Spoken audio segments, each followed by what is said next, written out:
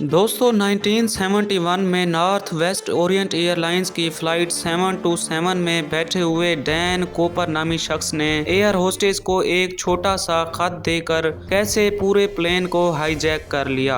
दोस्तों यहाँ पर सबसे हैरान कर देने वाली बात तो ये है कि डैन कोपर अपनी डिमांड्स के मुताबिक $2 लाख का कैश लेकर प्लेन में बिना कोई जानी नुकसान किए फरार हो गया था और FBI आज तक इस हाईजैकर्स को पकड़ने में नाकाम रही है। दोस्तों आइए जानते हैं कि आखिर उस खत पर क्या लिखा था और डैन कोपर उड़ते हुए प्लेन से कैसे फरार हो गया।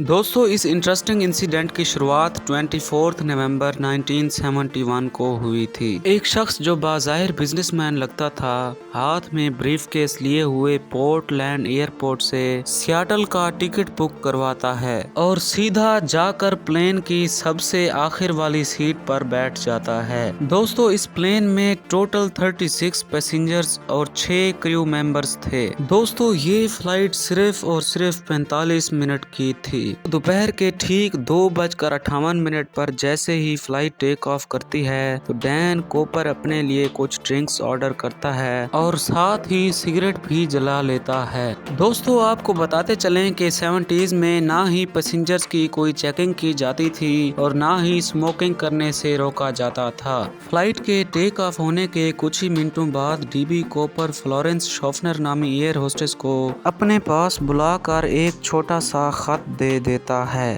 फ्लोरेंस शॉफनर जब वो खत खोलकर देखती है तो उसे एक झटका सा महसूस होता है क्योंकि उस खत में लिखा हुआ था कि miss I have a bomb in my briefcase and I want you to sit by me. ये देखकर जब फ्लोरेंस शॉफनर डीबी कोपर के पास आकर बैठी तो कोपर ने अपना ब्रीफकेस खोलकर दिखाया जिसमें लाल रंग के कुछ सिलेंडर्स और एक बड़ी सिलेंड्रिकल बैटरी मौजूद थी। दोस्तों इसमें कोई शक नहीं था कि ये एक बॉम्ब ही था और इस बात में भी कोई शक नहीं था कि कोपर ने प्लेन को हाईजैक कर लिया था। इसके बाद डैन कोपर ने फ्लोरेंस शॉफनर के सामने अपनी डिमांड्स रखी। वो चाहता था कि उसे $2 लाख का कैश, 2 पैराशूट्स और सियाटल के एयरपोर्ट पर एक रिफ्यूलिंग ट्रक भी रेडी चाहिए था। शॉफनर डैन कोपर की ये डिमांड्स लेकर कॉकपिट में गई और सारा माजरा पायलट को बताया। दोस्तों यहाँ पर सबसे हैरान कर देने वाली बात तो ये है कि प्लेन में सवार 35 पैसेंजर्स को अभी तक प्लेन के हाईजैकिंग की कोई खबर नहीं थी और ना ही शॉफनर चाहती थी कि ये सारा मामला किसी पैसेंजर्स को पता चले। एक दूसरी एयर होस्टेस टीना मकलू को भी ये बात बताई जाती है और वो जाकर कोपर के साथ बैठ जाती है। दोस्तों ये दोनों एयर होस्टेस कोपर और प्लेन के कॉकपिट में कॉन्टेक्ट मेंटेन रखती हैं। पायलट्स ये बात एयर ट्रैफिक कंट्रोलर को बताते हैं और जल्द ही ये बात लोकल अथॉरिटीज और FBI तक भी पहुंच जाती है। दोस्तों FBI और लोकल अथॉरिटीज यहाँ पर फैसला करती हैं कि कोपर की सारी डिमांड्स पूरी की जाएं क्योंकि वो भी जानती थीं कि कोपर उनसे बचकर भाग नहीं पाएगा। दोस्तों पायलट को इंस्ट्रक्शन दी जाती हैं कि वो सियाटल के गिर्द प्लेन को घुमाता रहे ताकि पैसों का कोई इंतजाम कर लिया जाए। दोस्तों फ्लाइट जिसे सिर्फ 45 मिनटों में ही लैंड कर जाना था वो अब धीरे धीरे 3 घंटों तक हवा में घूमती रही और पैसेंजर्स अभी तक भी इस बात से बेखबर थे। पैसेंजर्स को बताया गया कि प्लेन में कुछ डिफिकल्टीज की वजह से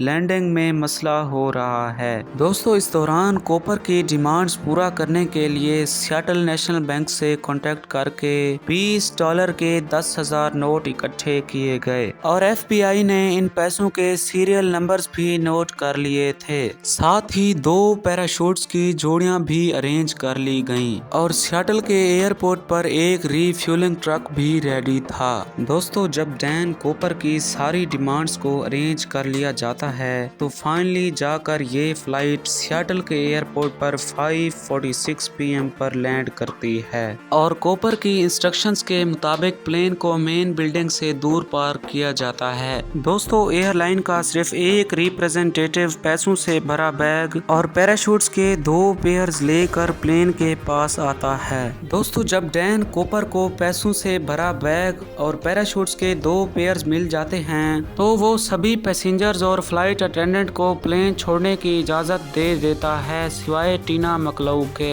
जब पैसेंजर्स प्लेन छोड़कर चले जाते हैं तो प्लेन को रीफ्यूल करके एक बार फिर से टेक ऑफ किया जाता है। दोस्तों इस बार पूरे प्लेन में कूपर, टीना मकलऊ और पायलट्स के अलावा कोई और मौजूद नहीं था। दोस्तों प्लेन के टेक ऑफ होते ही कूपर एक बार फिर से इंस्ट्रक्शंस देना शुरू कर देता है। वो कहता है कि प्लेन को सीधा मेक्सिको सिटी ले चलो और हवा में प्लेन की हाइट 10,000 फीट होनी चाहिए और स्पीड जितनी स्लो मेंटेन हो सके उतनी होनी चाहिए। पायलट्स कूपर को बताते हैं कि प्लेन में फ्यूल की कमी की वजह से वो कभी भी मेक्सिको सिटी नहीं पहुंच सकते, लेकिन कूपर को इस चीज की कोई परवाह नहीं होती। वो कहता है कि जैसा उसने कहा है वैसा ही किया जाए। इसके बाद डैन कूपर टीना मकलऊ को कहता है कि वो कॉकपिट में जाकर दरवाजा बंद कर ले। दोस्तों टीना मकलऊ जैसे ही कॉकपिट में जाकर दरवाजा बंद करती है तो डैन कूपर पैराशूट्स निकालकर प्लेन से छलांग लगाने की तैयारी करता है। दोस्तों इसके बाद शाम के 8:13 पर पायलट्स ये रियलाइज करते हैं कि प्लेन का स्टेयरकेस खुलता है और कूपर छलांग लगा लेता है। दोस्तों इस सब के बाद पायलट्स प्लेन को री-लेवल करके नेवाडा के शहर रीनो में जाकर लैंड करते हैं। लोकल अथॉरिटीज और FBI रीनो में पहुंचकर प्लेन की छानबीन करती हैं, लेकिन कूपर का कोई नामो निशान तक नहीं मिलता। दोस्तों प्लेन की छानबीन के दौरान FBI को कूपर की एक टाई, पैराशूट्स के कुछ टुकड़े और जली हुई सिगरेट मिलती है जो वो स्मोक कर रहा था। इसके अलावा FBI के पास डैन कूपर की टिकट भी मौजूद थी। Ticket with Dan.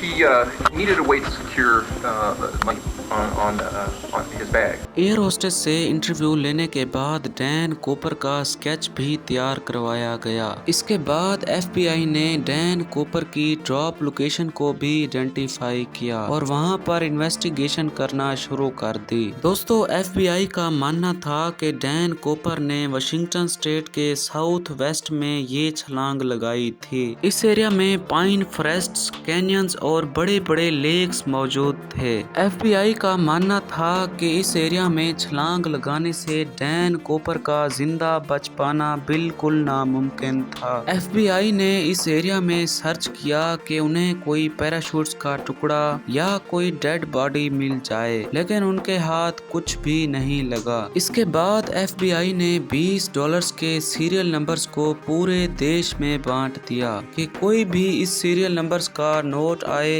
तो वो फौरन FBI को इन्फॉर्म करें। शुरुआत में तो FBI को लगा था कि जिस एरिया में डैन कूपर ने छलांग लगाई थी वहां से जिंदा बच पाना बिल्कुल नामुमकिन था, लेकिन इस हाईजैकिंग के बाद 5 सेम हाईजैकिंग किए गए और जब भी वो हाईजैकर्स प्लेन से छलांग लगाते थे तो वो सरवाइव कर जाते थे।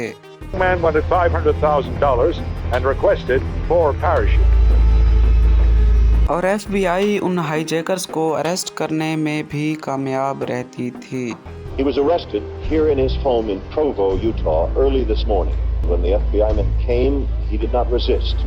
लेकिन डैन कूपर के बारे में FBI को कभी भी कुछ पता नहीं चल सका। FBI ने डैन कूपर के स्केच से मिलने वाले 800 लोगों को भी आइडेंटिफाई किया था, लेकिन FBI उन पर हाईजैकिंग साबित करने में नाकाम रही। दोस्तों इस केस को अब 8 साल गुजर चुके थे कि अचानक से एक वाकया पेश आया। FBI को इन्फॉर्म किया जाता है कि कोलंबियन रिवर के किनारे टीना बार के बीच पर एक बच्चा जो अपने पेरेंट्स के साथ खेल रहा था उसे $20 की कुछ गठियां मिलती हैं। ये टोटल $5,800 बनते थे।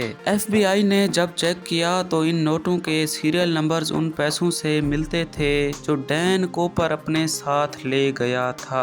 E.B. Cooper, the first break in the only unsolved airplane hijacking in United States history, came on a Columbia River beach. 8-year-old boy dug up the shreds of $3,000 on Sunday. दोस्तों आपको बताते चलें कि पिछले 8 सालों में FBI को Dan Cooper के बारे में मिलने वाली ये पहली इंफॉर्मेशन थी। इसके अलावा FBI को डैन कूपर के बारे में आज तक कुछ भी पता नहीं चल सका। डैन कूपर कौन था, कहां से आया था और कहां चला गया, इन सब सवालात ने FBI को आज भी उलझाया हुआ है। उम्मीद है कि ये वीडियो आपको पसंद आई होगी। इसको लाइक करके हमारे चैनल को सब्सक्राइब करना ना भूलें। मिलते हैं अगली शानदार वीडियो के साथ।